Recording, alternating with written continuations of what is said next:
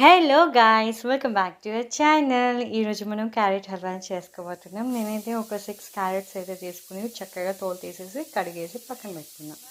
ఈలోపు నేను తురుము స్నాన్ తీసేసుకొని ఒక్కొక్కటిగా తురుమేసుకోవాలి. ఈ క్యారెట్ని ఎలా తురుముకోవాలో నేను చూపిస్తాను, చూడండి. సో హారిజెంటల్గా మీరు పట్టుకొని ఎడ్జ్ పట్టుకొని ఇలా ముందుకు ఏలు పెట్టిన మాత్రం ఇలా తురుముకొని మీ వేలు పట్టే ఛాన్సెస్ ఉంటాయి. సో లాస్ట్కి ముక్క పట్టుకొని మీరు తురిమేసుకుంటే చాలా ఈజీగా ఉంటుంది. అది పైనుంచి కింద దాకా తురిమితే మనకి చక్కగా ఇలా పొడుగ్గా వస్తాయి, పొట్టిగా రాకుండా. ఇలా పొడుగ్గా వస్తే చాలా బాగుంటుంది తినడానికి, చూడడానికి కూడా. అండ్ దీనికి కావాల్సింది మనం డ్రై ఫ్రూట్స్ తీసేసుకుందాం. నేనైతే ఇక్కడ బాదం అండ్ జీడిపప్పు అయితే నేను తీసేసుకుంటున్నాను. అండ్ మెయిన్గా మనకి ఏం కావాలి, స్పైసెస్లో ఒకటి మెయిన్ థింగ్ కావాలండి స్వీట్లో. అది వేస్తేనే స్వీట్ ఫ్లేవర్ కానీ అదేంటో చెప్పనా, ఇది కార్డమం, యాలుక్కాయలు. ఈ యాలుక్కాయలు ఒక 2-3 తీసేసుకొని చక్కగా దంచేసి పక్కన పెట్టుకోవాలి.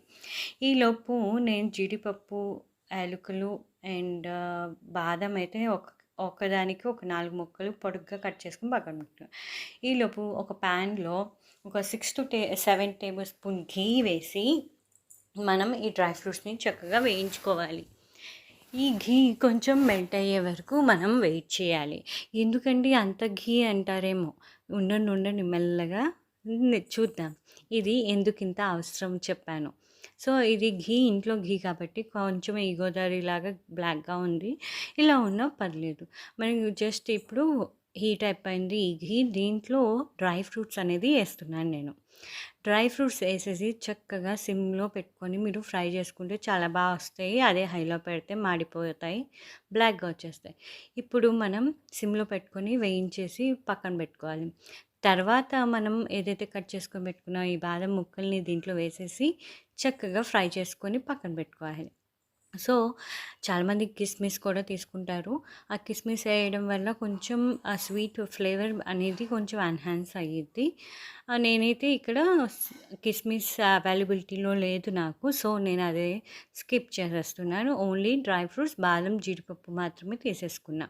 తర్వాత ఈ మిగిలిన నెయ్యి ఏం చేద్దాం, నుండి ఇప్పుడు క్యారెట్ తురుముని దీంట్లో వేసేసుకుని ఫ్రై చేసేసుకుందాం మనం. చక్కగా నాకైతే 2 కప్పుల ఈ తురుమైతే నాకు ఉంది కాబట్టి ఈ ఘీలో మాత్రం నాకైతే సరిపోయింది. ఇప్పుడు ఈ వేయించే పద్ధతి ఏంటంటే సిమ్లో పెట్టుకొని మాత్రమే మీరు వేయించాలి. దీంట్లో మాయిశ్చర్ పోయేదాకా మీరు వేయించాలి. అండ్ దీంట్లో పచ్చివాసన పోయి కమ్మనైన తీయనైన వాసన వచ్చింది. ఆ వాసన వచ్చే వరకు మీరు చక్కగా ఇలా ఫ్రై చేస్తూ ఉండాలి. ఒక 5 to 7 మినిట్స్ వరకు మీరు చక్కగా ఫ్రై చేసుకోవాలి సిమ్లో పెట్టుకొని. ఇది మెయిన్ పాయింట్. ఇన్ కేస్ లేదు, కొంచెం హై ఫ్లేమ్లో కానీ మీడియం ఫ్లేమ్లో పెట్టి మీరు ఫ్రై చేశారంటే మాడు వాసన వచ్చేసింది కన్ఫామ్గా, డౌటే లేదు దాంట్లో. సో కేర్ఫుల్గా చాలా సిమ్లో పెట్టుకొని 5 to 7 మినిట్స్ మనం చక్కగా ఫ్రై చేసుకోవాలి, పక్కన పెట్టుకోవాలి. ఇది ఫ్రై అయింది అని మనకి ఎలా తెలిసిద్దంటే, కొంచెం ఘీ అనేది సపరేట్ అయిపోయి అండ్ దీంట్లో పచ్చివాసన పోయి కమ్మనైన తీయనైన వాసన వస్తుంది దీంట్లో. ఆ వాసన వచ్చే వరకు మనం చక్కగా ఫ్రై చేసుకోవాలి. దీంట్లో మాయిశ్చర్ అనేది ఉండకూడదు అండ్ దీంట్లో వాటర్ కంటెంట్ అనేది మనకు తగ్గిపోవాలండి. స్టార్టింగ్లో చూస్తే మీరు కొంచెం వాటర్ ఉన్నట్టు కనిపిస్తుంది. సో అదే మీరు రెడ్ క్యారెట్ తీసుకున్నారంటే దాంట్లో వాటర్ కంటెంట్ చాలా ఉంటుంది, అది ఇంకా వేయించాల్సి వచ్చింది. సో ఇక్కడ నేను ఆరెంజ్ క్యారెట్ తీసుకున్నాను కాబట్టి అంతగా ఉండకపోవచ్చు, ఉంటుంది వాటర్ కంటెంట్, మాయిశ్చర్ అనేది. సో రెడ్ క్యారెట్ అయితే మనకి జ్యూస్కి పనికొచ్చింది, ఆరెంజ్ క్యారెట్ అయితే మనకి హల్వాకి చాలా బాగుంటుంది. అండ్ రెడ్ క్యారెట్ కూడా యూజ్ చేయొచ్చు. కాకపోతే నాకైతే ఇది టేస్ట్ అనిపిస్తుంది.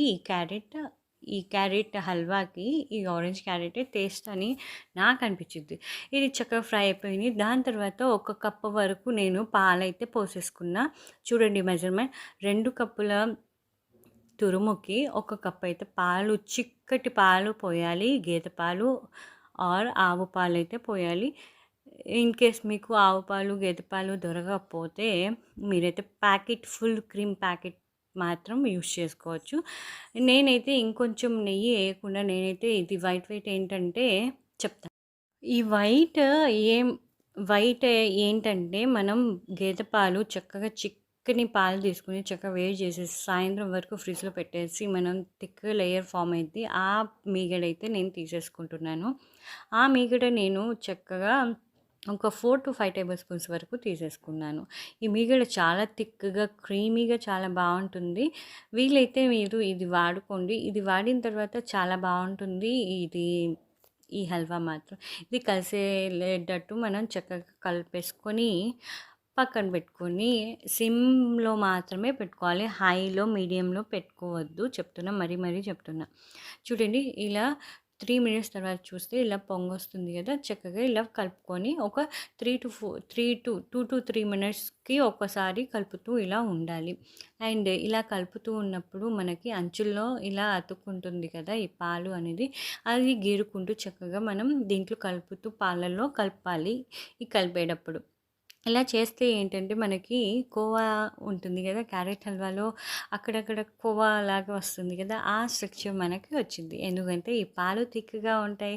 ఆ సైడ్ ఇలా ఉంటాయి కాబట్టి అది గీరేస్తే మనకి కోవాలాగా వచ్చేస్తుంది. సో, చూడండి ఈ పాలు థిక్‌గా అయిపోవాలండి బాగా. ఈ పాలలోనే ఈ క్యారెట్ అనేది ఉడకాలి. ఉడికిపోయిద్ది. ఇక్కడ మెజర్‌మెంట్స్ చెప్తున్నాను. 2 కప్స్ క్యారెట్ తురుముకి 1 కప్ పాలనేది చిక్కగా పాలు పోసి అండ్ క్రీమ్ అయితే నేను తీసుకున్నా. ఇలా సైడ్స్ ఇలా కలుపుతూ ఉండాలి. ఒక 2-3 మినిట్స్‌కి. చూడండి పాలనేది చిక్కగా అయిపోయినాయి. ఇప్పుడు ఏమైతే చేయాలంటే 2 కప్పులకి నేనైతే 1 ½ కప్ షుగర్ అయితే తీసుకుంటున్నా. స్వీట్ నచ్చని వాళ్ళైతే 1 కప్ అయినా తీసుకోవచ్చు. అది ఆ స్వీట్‌ని బట్టి ఉంటుంది. సో, 1 ½ కప్ అయితే నేను తీసుకొని షుగర్ వేస్తాను. ఎప్పుడు వేస్తానంటే ఇది థిక్‌గా అయిపోవాలి మనకి. థిక్‌గా అయిపోయిన తర్వాత మనం షుగర్ అనేది ఎయ్యాలి. చూడండి చక్కగా ఇది అడుగంటకుండా ఇలా 2-3 మినిట్స్‌కి కలుపుతూ సైడ్‌న కలుపుతూ గీరుతూ చక్కగా ఉంచండి. ఇప్పుడు థిక్ అయిపోయింది చూడండి. వాటర్ కంటెంట్ అనేది దీంట్లో అస్సలు లేనే లేదు. క్రీమీ స్ట్రక్చర్ ఇది కోవాలాగా ఫామ్ అయిపోయింది. ఇది ఉండలు ఉండలుగా కొంచెం కనిపిస్తుంది కదా! స్మాల్‌గా వైట్‌గా. ఇంకొంచెం వాటర్ అనేది మనకి డిక్రీజ్ అవ్వాలి. ఇప్పుడు నేనైతే షుగర్ తీసుకుంటున్నాను చూడండి. షుగర్ ఇప్పుడు ఇంకా కొంచెం వాటర్ ఉంది కదా! అయినా పర్లేదు. ఇప్పుడు షుగర్ అనేది యాడ్ చేసేస్తున్నా 1 ½ కప్. షుగర్ యాడ్ చేసేసుకున్న తర్వాత మనం చక్కగా షుగర్ అనేది దీనికి కలిసే విధంగా కలుపుతూ కూర్చోవాలి. ఇది చూసారా మనకి చెప్పాను కదా! ఇలా వైట్‌గా కోవాలాగా ఫామ్ అయిపోయింది చూడండి. షుగర్ వేసిన తర్వాత ఇది లిక్విడ్‌గా మారుతుంది. సో, ఎందుకంటే అది డైల్యూట్ అయిపోతుంది. కరిగిద్ది కాబట్టి మనకి ఉంటుంది. ఈ యాలుక్కలు మనం చితక్కొట్టుకొని ఒక గిన్నెలో పెట్టుకున్నాను కదా! అదైతే దీంట్లో వేసేయాలి. అది ఎప్పుడు వేసేయాలంటే దించే ముందు వేస్తే సరిపోతుంది. ఇన్ కేస్ ఒక 2-3 మినిట్స్ ముందు వేసినా పర్లేదు. ఈ వాటర్ కంటెంట్ అనేది మనకి డిక్రీజ్ అయిపోవాలి. చాలా ఇంకిపోవాలన్నమాట. నేనైతే యాలకులను దీంట్లో వేసేసాను. వేసేసిన తర్వాత ఇంకా నాకు వాటరీగా కనిపిస్తుంది. అండ్ చూసారా, మీరు గమనించారా, కలర్ అనేది చాలా వరకు మారింది షుగర్ వేసిన తర్వాత. అండ్ చూడండి వాటర్ కంటెంట్ అనేది ఒక 50% వరకు తగ్గిపోయింది మనకి ఇది క్యారెట్ హల్వాలో. సో, ఇది కొంచెం వాటర్ అనేది ఇంకా ఉంది. సో, ఇప్పుడు నేనేం చేస్తున్నానంటే ఫైనల్ టచ్‌గా ఒక్క టేబుల్ స్పూన్ ఘీ అనేది యాడ్ చేస్తున్నాను దించే ముందు. ఇది యాడ్ చేసి మనం చక్కగా కలపాలి. కలిపిన తర్వాత మనకి చక్కగా ఆయిల్ కాదు కదా! ఇక్కడ యూజ్ చేసింది ఘీ. ఘీ అనేది చక్కగా పైకి తేలుతూ ఉంటుంది. అప్పుడు అయిపోయినట్టు మనకు తెలిసిద్ది. అప్పుడు మనం దించేసేయొచ్చు. నాకైతే ఇక్కడ కొంచెం వాటరీగా ఉంది అనిపిస్తుంది. సో, చూడండి దాని తర్వాత నేనైతే వేయించుకున్న డ్రై ఫ్రూట్స్‌ని దీంట్లో వేసేసాను. వేసేసి చక్కగా కలిపేసి ఈ స్టవ్ అనేది చూడండి చక్కగా ఘీ అనేది పైకి తేలిపోతుంది. ఇప్పుడు అయిపోయింది. వాటర్ కంటెంట్ అనేది లేదు. ఇప్పుడు స్టవ్ ఆఫ్ చేసుకొని సర్వ్ చేసుకొని తినడమే. ఇది వేడి వేడిగా తినొచ్చు. అదర్‌వైజ్ నచ్చకపోతే ఫ్రిడ్జ్‌లో పెట్టి చల్లగా సర్వ్ చేస్తే చాలా బావుంటుంది. ఇది రోటీస్‌లో చాలా బావుంటుంది నాకైతే. అండ్ బ్రెడ్‌లో కూడా చాలా బావుంటుంది. ఈ వీడియో మీకు నచ్చినట్టయితే please like, share, subscribe to our channel. And ఈ రెసిపీ మీ ఇంట్లో ట్రై చేసి పెట్టండి చూడండి.